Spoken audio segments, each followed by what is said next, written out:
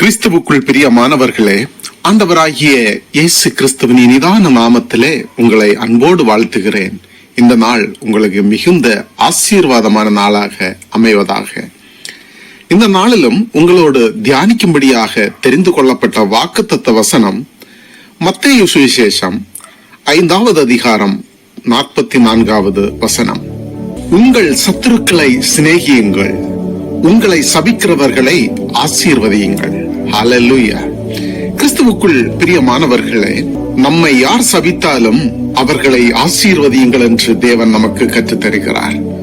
ஆண்டவராகிய இயேசு கிறிஸ்து பாவம் எதுவும் செய்யாமல் பரிசுத்தவானாய் வாழ்ந்த பிறகும் கூட அவருக்கு விரோதமான வார்த்தைகள், தூஷணங்கள், பலவிதமான கொடூரமான வார்த்தைகளினாலும் செயல்களினாலும் அவரை துன்பப்படுத்தினார்கள். ஆனாலும் கூட நமது தேவன் அவர்களுக்கு விரோதமாக வார்த்தைகளினால் சபிக்கவில்லை, செய்கைகளினாலும் காயப்படுத்தவில்லை. தாழ்மையோடு அவர்களை இன்னும் நேசித்து அவருடைய ரட்சிப்புக்காக, அவருடைய விடுதலைக்காக பாவம் மன்னிப்பை அவர் ஏறெடுக்கிறார். பிதாவினிடத்திலே பரிந்து பேசுகிறவராக அவர் காணப்படுகிறார். ஆண்டவராகிய இயேசு கிறிஸ்து நம்மை பார்த்து சொல்லுகிறார், நீங்களும் என்னை போல வாழுங்கள். சபிக்கிற குணம் உங்களுக்கு வேண்டாம், பழி வாங்குகிற குணம் உங்களுக்கு வேண்டாம். உங்களுக்கு விரோதமாக உங்கள் அயலகத்தார், உங்களை சுற்றிலும் உள்ளவர்கள், உங்கள் நண்பர்கள், உங்களோடு கூட இருந்தவர்கள் ஒருவேளை உங்களுக்கு விரோதமாக செயல்கள் செய்திருக்கலாம், உங்களை துன்பப்படுத்தி இருக்கலாம், உங்கள் மனதை காயப்படுத்தி இருக்கலாம், உங்கள் தொழிலிலே நஷ்டத்தை கூட செய்திருக்கலாம். ஆனாலும் நீங்கள் அவர்களை சபிக்காதபடி தேவனுடைய நாமத்தினால் ஆசீர்வதிப்பீர்களானால் நீங்கள் இன்னும் ஆசீர்வதிக்கப்படுவீர்கள். உங்கள் குடும்பம் ஆசீர்வதிக்கப்படும் என்று ஆண்டவர் நம்மை பார்த்து சொல்லுகிறார்.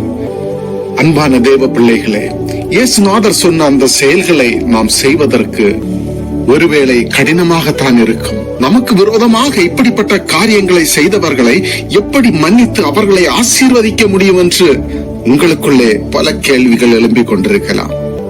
ஆனால் நம் தேவன் மன்னித்தாரே, சபிக்காமல் அவர்களுக்காக பாவ மன்னிப்பை ஏறெடுத்தாரே.